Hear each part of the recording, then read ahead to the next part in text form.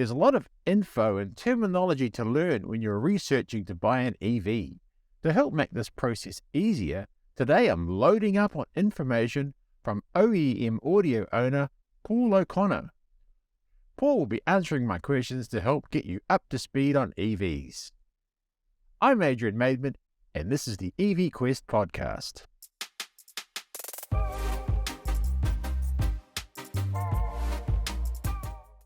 Can you explain the difference between AC and DC charging? Okay. What's the best way to do it? AC charging is your normal domestic supply, essentially. So at home, you've got most houses have a single phase 63 amp feed going into them, essentially. Cars run on DC, which is direct current. So when you've got power from your domestic charger into your car, there's an inverter in the car that puts into DC into the battery.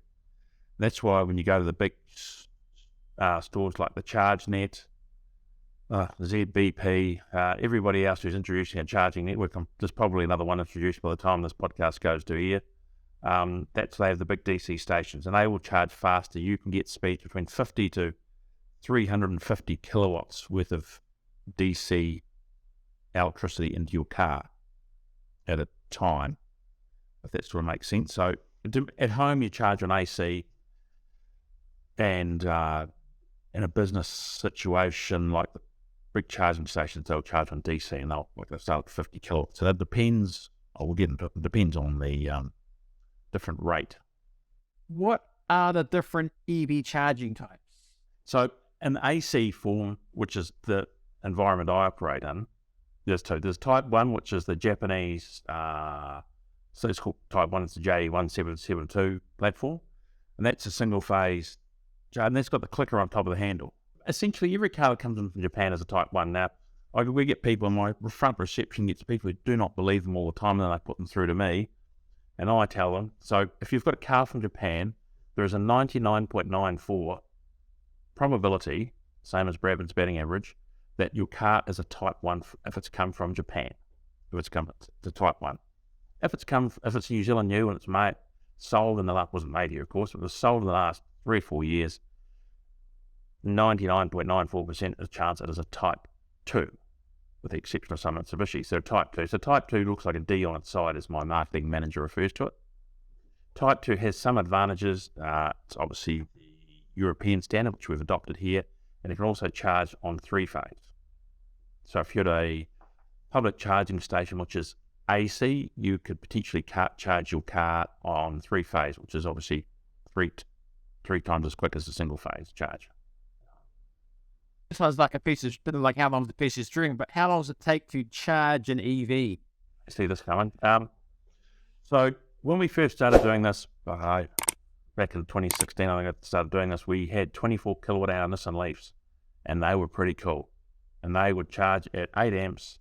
Effectively, on an 8 amp charger, which is your 3-pin charger, you can get 10 k's an hour out of your car. And it's just simple math. So if you've got a 16 amp portable charger or a wall charger like we sell, you'll get 20-ish k's an hour out of it. And if you can charge at that wonderful 32 amps, you'll get about 40 k's into most cars. Obviously, if you've got a bus or a truck, which is not quite as efficient, it'll be a little bit differently. But for most cars, a general rule of thumb is at 32 amps or a 7 kilowatt feed is about 40 k's an hour. It's just maths. I mean, people will ring and try and complicate it to me every single day, but that is effectively the simple maths for it. What's the difference between kilowatts, kilowatt hours, and newton meters? Kilowatts is usually, you would describe as the size of your battery. Your battery is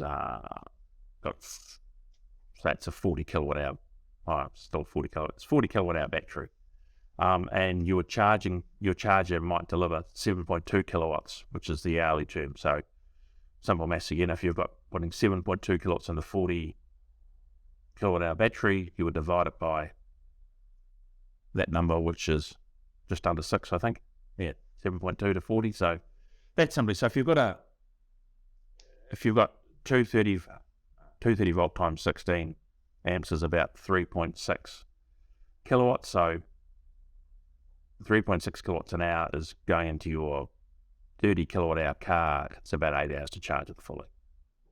How long will the battery actually last if I'm out driving? So I've had a few EVs, probably more than most. Obviously the original Nissan Leaf, bless it, and we still have a couple of them here, and we're about to put another one on. It's called the Gong, which is the Gessometer. And to describe it as an approximation would be quite fair.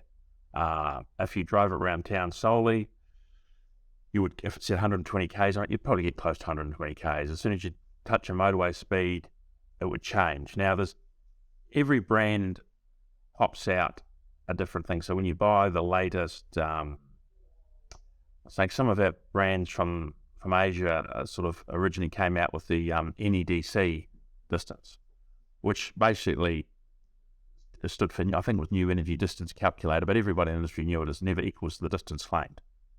No. So if it said it'll do 420 k's, probably did 300 if you were lucky. So that is up. That number is generally absurd. The closest one is a WLPT one, and that's the one they rely on in Europe mostly, and that's pretty accurate. But electric cars, people monitor the energy in electric cars more than they ever have with a petrol car. Like where you watch these people posting on Facebook and sometimes cringe, and they've calculated it to the nth degree, and I sort of wonder perhaps some of them shouldn't get a hobby. But and no one says that, hey, the petrol car driving to Wanaka or Rotorua seemed a bit inefficient this time because there was a big crosswind and they had the aircon up really high. Petrol owners just don't seem to, they put the petrol in there. No one seems to really. For the majority of cars released recently, and you like to see BYD, your Kias, and that sort of stuff, the distance claimed, driven reasonably, aircon on a third of the time, is pretty accurate. Yeah, it's cold. Oh, yeah, you've obviously got heater, and it's same with the petrol car. You use a bit more fuel, you have heater on more, and it's just the same thing. Once you've had electric cars, you know, for a couple of weeks, you sort of get your head around it pretty quickly. Depends on the state of health of the battery, which is another issue. What kind of service does an EV need? Our little Leaf out there, a couple of Leafs we've got here in the office, have probably subject to, as an experiment, of course, purely, an amazing amount of neglect. We've put tyres on them, some wiper blades, and we've really done nothing else. I think we've done the reduction gear on one. So that car's, one of them's done 60,000 k's with us, and we've done essentially nothing to it, bar some tyres, because it wins the Travel Grand Prix all the time, and Stu uses it to tow its jet skis. It's done nothing. But each car is different. Like they do have less moving parts, and you don't have problems with valves and timing and all sorts of things. But they do all have a service schedule. BYD, for example, they have a service schedule for their cars, as MG does, and there are certain things they will check. You've got a fairly complicated setup, so the servicing cost should be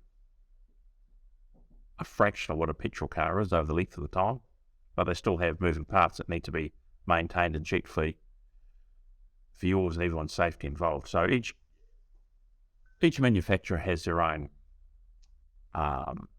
things that are on a service. And then I remember when we had the MG, that was very straightforward. It was very cost effective compared to a petrol car. The Kias seems very cost effective. The Nissans are next to nothing. It just depends how that car's been set up by the manufacturer. How do I set up home charging? When you buy an EV, the vast majority of them will come with a 3-pin charger. Like I said, you can charge at 8 amps. We're in the middle of building one here in New Zealand, actually, but it'll charge at 8 amps, and that'll get you about 10 k's an hour. Now, for a lot of people, despite what you read, that's actually enough. They get home, plug the car in, it puts 100, if they're not using car for 10 or 12 hours, puts 120 k's of range into it, and that's fine for most people, and it is more than enough.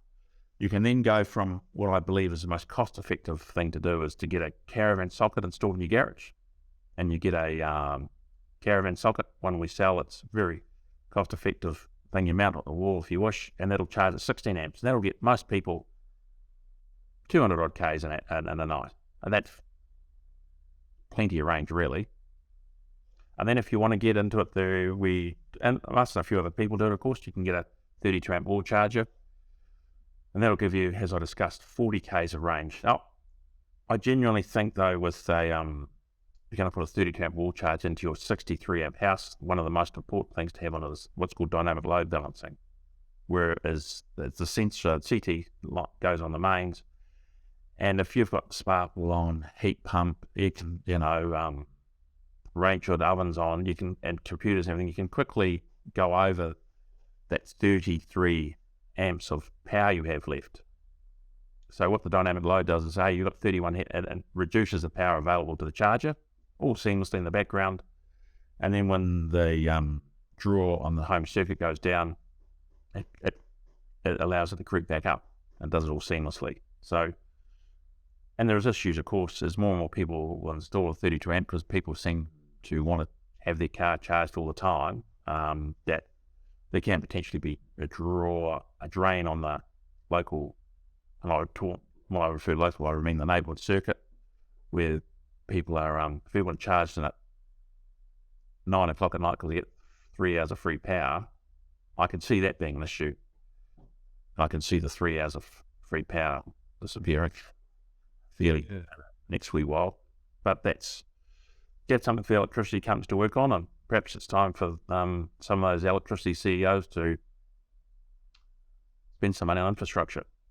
If they're plugging it into the wall at home, is there any sort of noticeable cost? I've got I'm going to contradict myself here. I've got one of those EV charging rates at home, which my wife signed me up for, and I'm paying, I think 11.5 cents a kilowatt hour at night over a certain time. So I reckon, I did some back of an envelope calculations, if I could find an envelope, because no one seems to use them anymore. They just send you unwanted emails. I reckon that if I charged overnight, it cost me about 2 and a bit cents a k to run that car of mine. And if I charge it at work sometimes, because I plug it in during the day because I'm going to do something, I reckon it costs me 4 cents a k to run the thing. So, and if you go to a DC charging station, of course, you're paying for the convenience, you're paying for the speed and everything. It's like bottled water. You can fill up your water bottle at home cheap, or you can, if you're too whatever happens you need, you've got to stop in the local servo and paying a premium for the fact that someone's bottled it, cleaned it, and given you a brand new cup. That's what you're paying for. So I charge my car, vast majority of the time I charge it at home. If I'm going away, I'll use obviously the DC charging stations, but I reckon it costs between 2 to 4 cents a k to run. And it's, Do you know me if you're doing solar as well? we sell quite a few. We've got a solar integration kit for our chargers, and I must admit I'm surprised by how many we've sold. In fact, we've run out of the solar box, so this week we've got another batch in order. So there's quite a few people do it. And if you've got solar and you're probably run the car for nothing if you do it at the right time.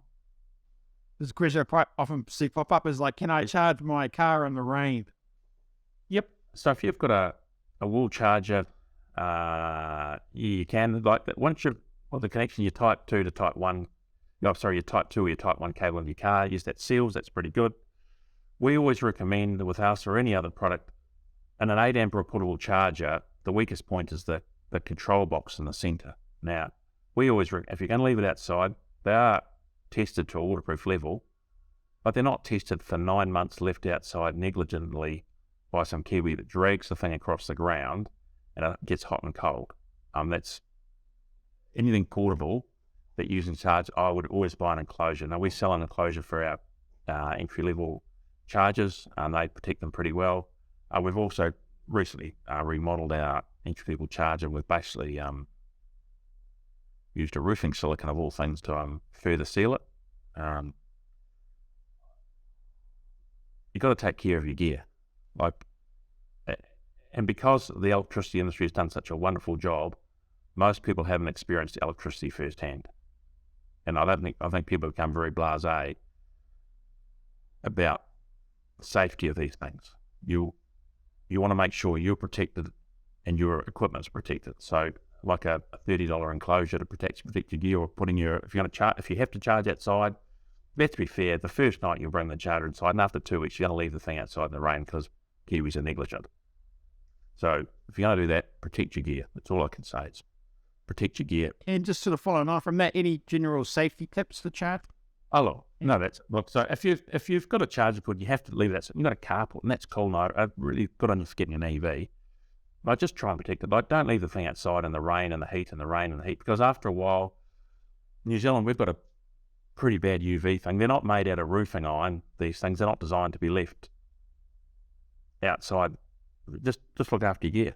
That's all I could say.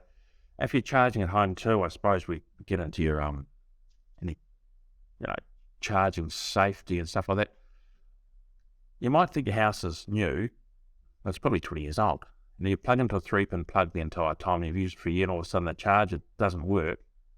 Often it's a pin or it's the earth in your pin has just gone in and out, and it's plugged in for a long time. It's got 8 amps of juice going through it for 10 or 12 hours. It can often be your plug. We find that very common. So, and plug it all the way. And we noticed too with the 16 amp ones, the 16 the caravan stuff that people are familiar with, people don't actually plug it all the way in. They push it in and they don't complete the seal. And it's my own cousin did it, of course, the idiot. A brain the size of the planet, they couldn't even plug the thing in properly. So it's quite important that you plug the thing all the way in and get a good connection. At 99% of people do that, but you've got to just put the plug all the way in. Okay. And we'll just go on to some of those questions you had. Was it, my car won't charge due to charging timer has been left on. So that's a very common one that the ladies in the front office get all the time. No, my car won't charge. And a Nissan Leaf and an Outlander, they have a charging timer set around. It's bloody good. Actually, it's really well designed. It's a great thing. But often you're new to an EV and perhaps the dealer hasn't noticed, and they've delivered you the car and the charging timer's left on. You do the right thing. You've plugged it in properly. You've thread your cable out. You've plugged the car in, and the car won't charge. So you immediately call us, and the first thing we will say to you is, have you turned your charging timers off in your car? The customer will say, what charging timers? So we talk them through it, and you turn the charging timer off, and then your car will charge. That's very common on Nissan Leaf. So the owner in Japan's been efficient. They've left the charging timer off. Car's all the way to New Zealand.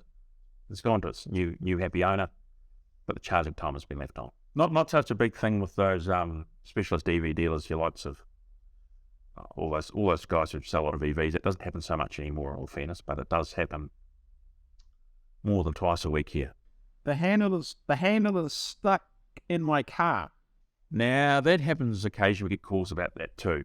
It's generally a new EV owner. So what happens there, particularly in some of the Type 2 cars, is that when you plug it in, the car locks in place and you try and pull it out and the car won't release it. So what we always recommend there is you lock and unlock the car, and that will usually trigger the locking mechanism and release the car. It's usually something simple as that. Public charging lead will not charge, says it's faulty. Yeah, so we get, on occasion, not very often, people who've bought a Type 1 to Type 2 car and for some reason they, I won't charge. So it's a bit counterintuitive. When you're at a public charging station, you plug the cable into the power source, and the last thing you do is plug it into the car. So if you plug it into the car first and it gets the signal that goes into the charging, some of the chargers for some reason won't start. But if you do it the other way around, they will start fine. That makes sense? So you plug it into the power supply first and then into the car last. And that'll get rid of that problem. That only happens once in a while, but we're in the middle of building our own EV charger here in New Zealand. We've got designs and everything for that. We're going to build we're going to put a 10 amp portable on the market with a temperature sensor. We're designing it to be ultra rugged for New Zealand because we've just seen what's happened to the weather patterns. We've engaged a Kiwi company to do it for us. They're helping with the design of it. We want it to be more robust than any other portable in the world. And I think we've just about got there. Thanks for your time. It was great, Paul. Lots of information. Pleasure as always. A big thanks to Paul for sharing all that great information. If you'd like to find out more, check out the OEM Audio website. If you'd like to watch another video, check out one here. and a subscription to this channel would be fantastic to help you get more interviews of people such as Paul.